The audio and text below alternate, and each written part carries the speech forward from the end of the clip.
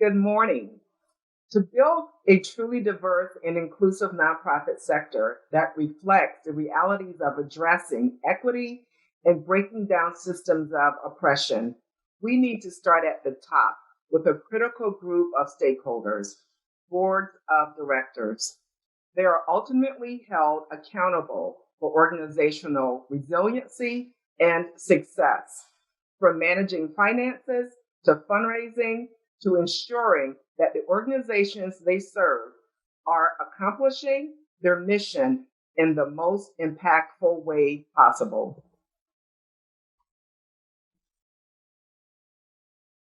Hi, I'm Brenda Asare, President and CEO of the Alfred Group. I'm Amy Hines, Senior Vice President of the Alfred Group. Welcome. This morning, Amy and I are looking forward to sharing the Alfred Group's experience from the past 41 years of working with over 3,000 nonprofit boards. This morning, we are looking forward to equipping you with information, knowledge that you will need to create a pathway forward that is intentional, strategic, and engages all of your board members at the highest level in creating an equity-forward board culture. Boards are no more diverse than they were 40 years ago, since BoardSource started tracking diversity data through their biannual study. Certainly, over the past 6 months, boards are well aware of the importance of diversity, equity, and inclusion. They want to become more diverse, but lack knowledge, skills, resources, and genuine commitment to the change required to turn that awareness and desire into sustainable action. Language matters when it comes to conversations about diversity, equity, inclusion, and access. You can liken it to diversity is being invited to the party, inclusion is being asked to dance, equity is ensuring that everyone has appropriate transport to the party, regardless of the starting point. And lastly, access is being able to enter the party without a special pass. So, what does equity forward board culture actually mean?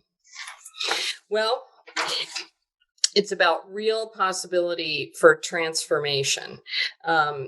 In fact, the boards that we work with are looking for strategies to really create deliberate corrective action by their organization to foster that culture of equity, and based on increasing diversity and identifying ways to have a culture of inclusion as well. This is an opportunity for nonprofits not just to reinvent, but actually to reimagine who they are. And there's a real opportunity to redesign services, to remain responsive, nimble, effective, and all the while embracing new constituents, including board leaders, staff, donors, community, and the people they serve, most importantly. What is the case for diversity, equity, and inclusion? We know from research that, in fact, the value of diversity to an organization or a team is multifaceted. Diversity actually enhances creativity. And we're talking, the research has been done on diverse personality, diverse backgrounds, diverse lived experiences, diverse ways of acting in a group. We know from this research that diversity encourages the search for novel information and perspectives. It leads to real innovation, better decision-making and problem solving. And diversity can improve the bottom line of companies, we know, and lead to discoveries and breakthroughs. Even simply being exposed to diversity can change the way you think. Except, as Brenda mentioned, there are some deficits in the nonprofit sector in particular right now. 74% of boards and executive committees do not have a written statement on diversity and inclusion of board membership. Only 34% of boards and executive committees tie diversity and inclusion goals to the strategic plan of the organization. 22, when asked about this, say it's not even applicable to their organization, and 14 responded that they're not sure. So we, as Brenda mentioned, work with a lot of nonprofit organizations, and we have quite a bit of experience talking with the ones who want to improve their culture of equity. But when it gets down to the hard work of building the diversity of a board, we hear a lot of these kinds of comments. Well, we can't find anyone qualified for our board, or we don't know anyone. And the worst is we want people to fit in. And we're a fundraising board, and we don't know people of color who can give. Or we need them to serve on a committee first, so kind of deferring and delaying the process. Then maybe we'll bring them onto the board.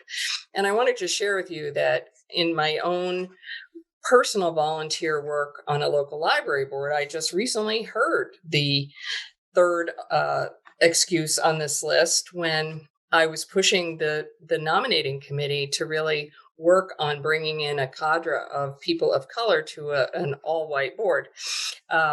And the first response that I heard was, well, we need to know the person. We need to be able to ensure that they're going to fit in with us. So we all have a lot of work to do.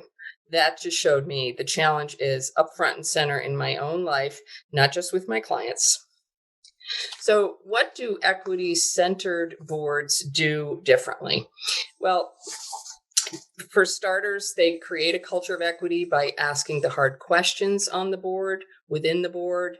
They elevate equity-forward values and advance community-informed engagement around diversity and inclusion. Intentional board practices such as self-evaluation are really important, and surveying board members gives board members an opportunity every year to provide feedback on how we're doing on the feeling of inclusion and the sense that the culture of equity is deepening and growing. Conducting meetings that matter is an important goal, because meetings that matter really engage everyone at the board meeting. So there's skill building to facilitate in terms of running board meetings so that people really do feel all people feel included. And boards need, equity-centered boards and forward boards need to be working all the time on how to engage better in meetings and with group dynamics so people feel welcomed and included. And ultimately, organizations have to hold themselves accountable for achieving those goals that they set for themselves, and measure the progress and give people opportunities to let them know how they're doing. You know, when we think about assessing your board culture, I'd like for us to pause for 1 minute as we go to the next slide. I would like for all of you to just think about the journey. So as we go to the next slide, so where is your organization? If we were here live with you, this would be a poll question. So when you think about the DEI journey, you can go anywhere from being asleep, where your organization or your board really don't see the value of looking inwardly or investing time or resources, to making diversity, equity, and inclusion a priority. And then you go to the next stage of being awake, which means you have some sense of it. So this might be, as you think about the board, it may just be from representation. You have a diverse board. Oftentimes we hear, let's just get one person of color, and we've checked that box. So we hear that a lot. So boards may think that they're on this path when they either hire diverse staff or they recruit a board member from a different background and checking that box. So it's really just representation. When we look at being a woke organization, that's really where you're looking at going beyond representation, but really thinking about the culture of your organization and truly being inclusive, where you have equipped your staff in the organization to really look at how are we interacting within the organization and externally, and creating what we call a safe place for these kinds of challenging conversations. But again, your comfort grow the more you exercise that muscle. And so many times people are afraid of saying the wrong thing. And you only learn to say the most appropriate things through practice and having really engaging, robust conversations. And that's where you get to the work of really applying this racial equity lens to all aspects of the organization, where you're actually evaluating your programs. You're creating a culture where equity forward culture rules and is a part of the values of the organization. So where are you on your organization's journey? And where would you say your board is on this journey? Are they asleep? Are they at work? So if you look at the next slide, the 5 key questions that boards should really be asking themselves if they're going to be leaning in and really solidifying themselves as an equity board. The first question that they should be asking themselves would be, are we ever at risk of making decisions without fully understanding how these decisions may affect those we serve? So again, outward looking and trying to really understand and engage the voices from the community that you're serving. Second question, how well are we cultivating a deeper understanding of the community or communities that we serve and bringing their perspectives, their voices, and feedback into our strategic boardroom discussions? If we were to make a deeper commitment to diversity, inclusion, and equity, what would that mean for our mission, for our work, and the people we serve? How would we operate differently if we really had a deeper commitment?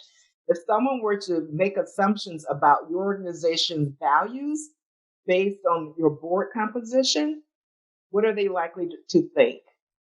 And then lastly, how is your organization's reputation being negatively or positively impacted by your board's current composition vis-a-vis diversity? And again, it's not just around diversity, but it's also being inclusive in how you engage all voices around that board table or around the Zoom room. Next slide.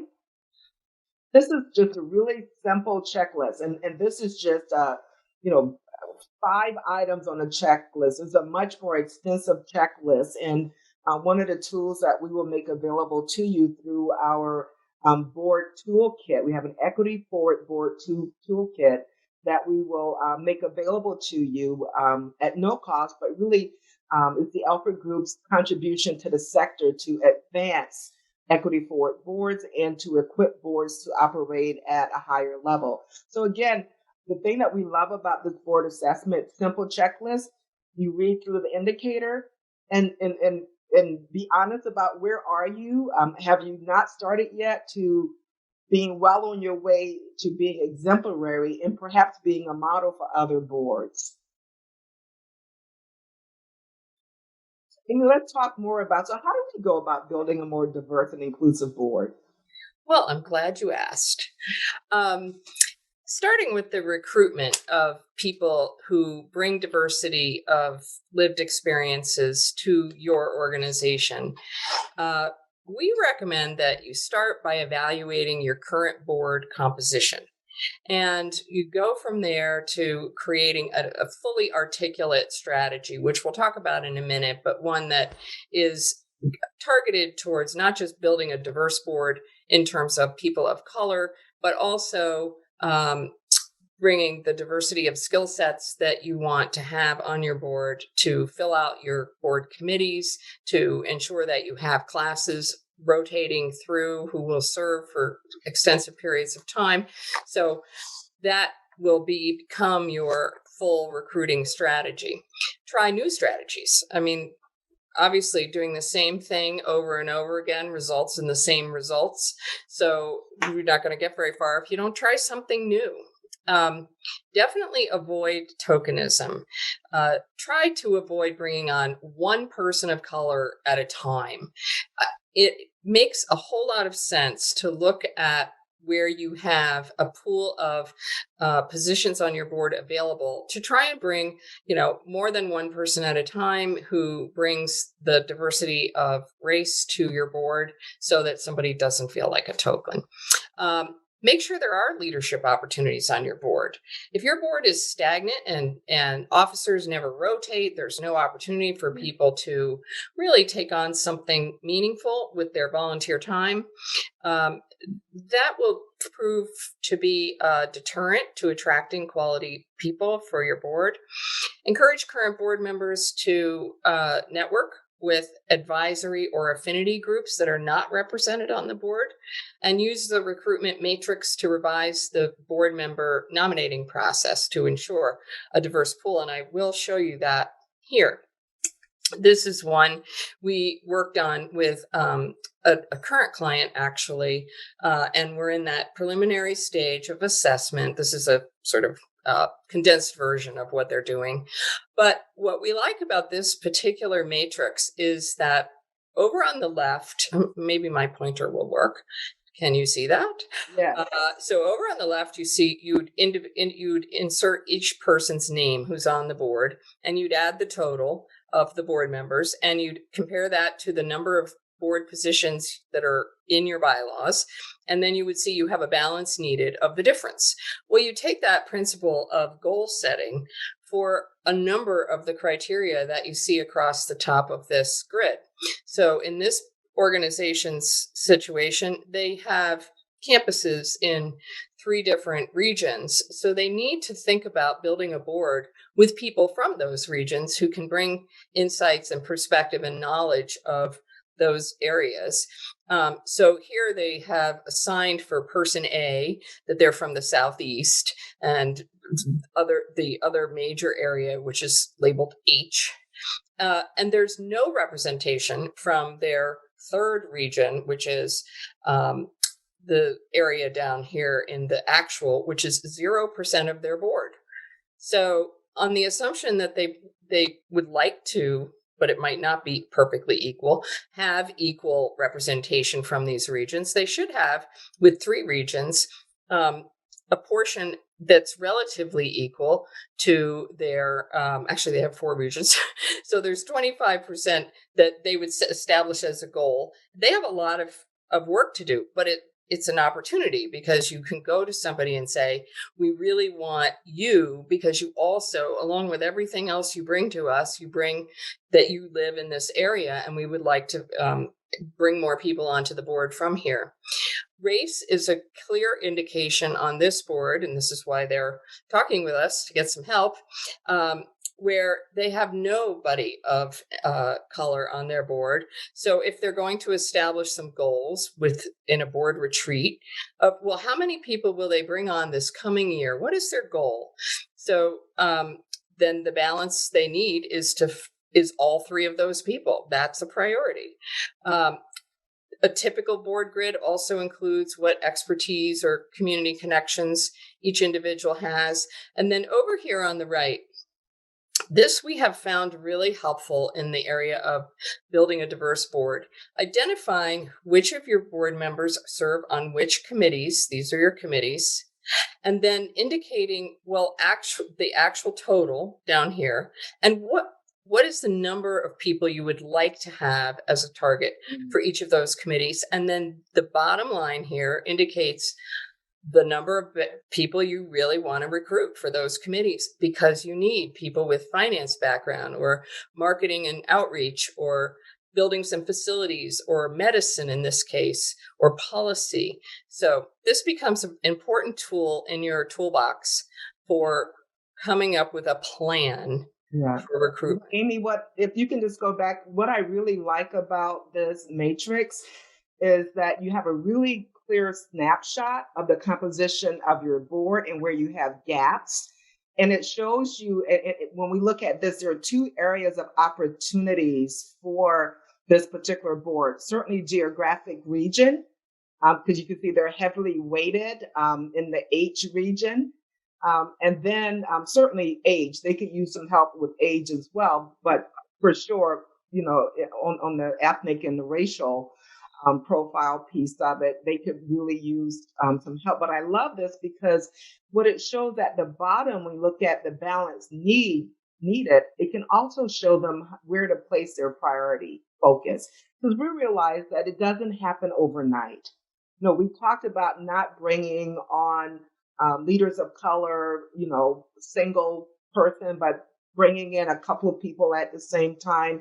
But I love this grid because it really gives a great snapshot of priorities, and then where you can really place more attention over a longer period of time in terms of intentional board recruitment. But this is a wonderful tool that I know many of our clients have used and have found it very, very helpful in diversifying their board and being very strategic around how they approach this really important aspect of building their boards. And who does that responsibility usually fall to? It's the governance committee. And the governance committee then takes on or nominating committee, but takes on the challenge of taking their plan for prioritizing who and where they want to bring people onto the board, but asking. And it's not just who you ask. Very importantly, in our experience, it's how you ask. And we've alluded to that in talking about the grid. I don't think many people appreciate being approached to join a board because you're rich. So would you please join our board? We need rich people. And the same is true with somebody of color. Well, you're Black, and we really would like a Black person on our board. Wouldn't you love to come be a token on our board? No, nobody wants to be asked like that. So it's important to have your plan for what your board needs in a more holistic way so that you can say, our board is looking for people with your financial skills. And we're also seeking to increase our diversity and would love to have your lived experience as an African American on our board and serve on our finance committee. Would you be willing to consider that? So I think it's really important to be clear about how you're asking someone to join your board and be very affirmative. And also answering the question of why you want that person on the board. And Amy, I get invitations all the time to be on boards. And there are two reasons. Typically, number one, I can replace their fundraising committee or the fundraising staff person because I know everything about fundraising, of course. And then secondly, I'm a woman of color. And so when I get those types of invitations, I say no because they haven't really taken the time to get to know what's important to me. So in this portion of our time together, I just wanted to share some feedback, from Vital Voices, lessons that we've learned from board members of color. So as we go to the next slide, we find that, like any other board member, when you approach a leader of color to serve on your board, the very first thing that's going to be most important to them is a passion for the mission of the organization. So that's why it's really important to do your homework. I was talking to a really good friend of mine who is a well-known philanthropist in our marketplace. And I was asking her, I'm like, what motivates you to be on boards and what motivates you to give? And she has a child who is special needs. And she's like, Brenda, I've never been asked to serve on an organization's board who specifically addresses the needs of children, with the kinds of needs that my daughter has. And she said, I would love it if someone actually did some homework. If they actually read the press about me and my family, they would have my heart. They would have my time. They would have my talent. They would have my treasure. So it's really important to do your homework to determine the passion for the mission of the organization. And for donors of color, the opportunity to give back to the community, that also rates very, very high. Much as we grow up with this saying, to whom much has been given, much is expected. So this obligation is a part of our DNA. And I'm speaking as a person of color who serve on boards. Something that's very, very important is this opportunity to give back to the community. And so again, you see the other factors that influence board service, the prestige of the organization that's somewhat or, not at all important. But again, keeping in mind the opportunity for professional growth is also a key factor for your outreach efforts to leaders of color. When we go to the next slide, factors that shape the board experience. The number one thing, as in any organization, what is the board culture? What is that board doing to be inclusive? How is it inviting me to be a part of a board where they treasure diversity of opinions, recognize that diversity of thought adds richness to the decision-making process. So culture trumps everything in terms of a positive board experience. Now, when we look at what are the factors that negatively shape the board experience, we find on the next slide that being ignored or being the lone minority voice that is constantly outvoted and not taken seriously is one of the key things that negatively shape the board experience for leaders of color. And again, this still goes back to culture. Culture trumps everything. So as we think about what are the most important actions for a board to create or to put in place in creating a stronger board culture, and Amy's already touched on this before. Number one, an active, targeted recruitment of diverse board members is essential. And not only, going out into the marketplace, but also having in place structures, proactive policies and practices where your board has a diversity statement and goals that they have set as a part of their own ethos and the DNA of your board. A strategic board recruitment process, as Amy has already highlighted, that identifies gaps and will enable you to cultivate relationships. Remember, there are different ways to engage leaders of color. Sometimes you may bring people on to serve on a subcommittee or an ad hoc committee because it's a time certain project that you're working on and they're bringing the kind of expertise. Oftentimes, this might be a great opportunity for you to assess how well they can make a contribution to your organization through their time and talent. Oftentimes, we bring people right onto the board. So again, we have a whole onboarding process that needs to be in place and be intentional and not just sending an email, look at all of these documents and come to the first meeting. So there's a whole onboarding process as well. And then lastly, really creating the safe space for conversation to take place relative to diversity, equity, and inclusion, where all voices are encouraged, heard, and valued. I'm currently on the board where I serve as the chair of our DEI committee. And we have 18 people on the board.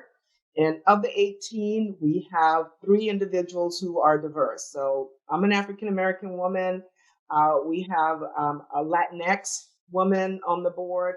And we have another woman who comes from a background she's from Puerto Rico.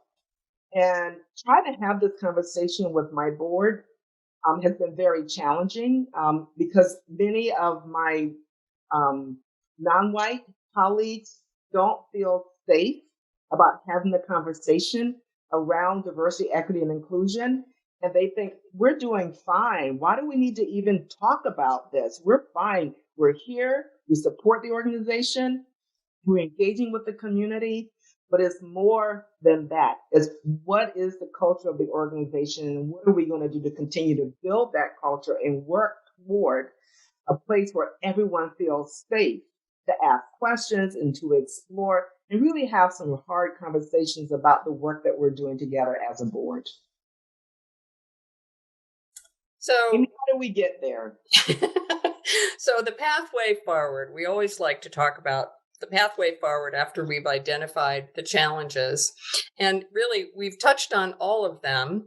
And we would like to wrap up our presentation and discussion with you by sharing this visual of the steps that you can take. So starting over at the top left, we recommend the board self-assessment and survey. So these are ways that people on the board who are giving of their time and serving your organization and mission can provide feedback, and it should be done regularly. It can be done by yourself. It can also be done with the help of a firm like ours or a firm like BoardSource who can help ensure anonymity of answers, but it's a really helpful tool. Then to hold board retreats or discussions specifically to understand what the results of that assessment mean for your organization, and to potentially have those conversations Brenda was talking about, where people share what those opportunities may be to improve the culture of your board, and ultimately to set some goals. So moving over to the setting goals, clarifying the vision for the organization, getting everyone on the same page by sharing those the information, the evidence of how people are experiencing service on the board, setting those goals, and creating a group on your board, we have found, is a very helpful tool that is like a subcommittee. It's a task force. They are taking ownership and embracing the challenges of becoming a more equity forward board. And so they create the post-retreat impact goals that they would like to see for the organization.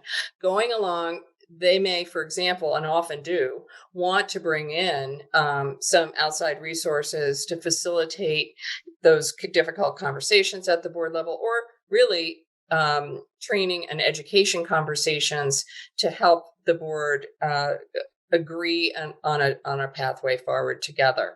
Developing the action plan, tracking the progress with that plan, constantly evaluating outcomes, refining strategies. We believe this process is an ongoing one, and it ultimately become a cycle that you want to repeat and planned in your strategic planning process, perhaps, to conduct on a really intentional basis over a period of years and see how far you can get. And our final words to you are very simple.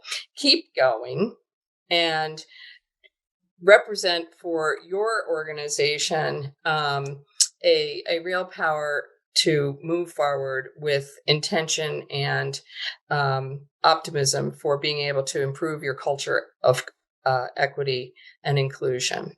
Brenda and I thank you for the opportunity to present to you at this conference. We're very pleased to be here and to share some of the things we've been learning as we've been taking on this important challenge and opportunity to become a more just culture externally, but also within organizations where we serve. Brenda's mentioned to you that we have a board toolkit that's free and available to you to download online that has some checklists that are very helpful and a pathway that forward for your board to travel. We also I would like to share with you, are rolling out our own Culture of Equity self-assessment tool. It will enable you to find a place to start in a holistic way, not just on your board, but including on your board, on your journey towards a more equitable culture overall. And we hope you will keep an eye out for that on our website, and we will be letting you know if you're on our email list when that becomes available. Thank you. Thank you.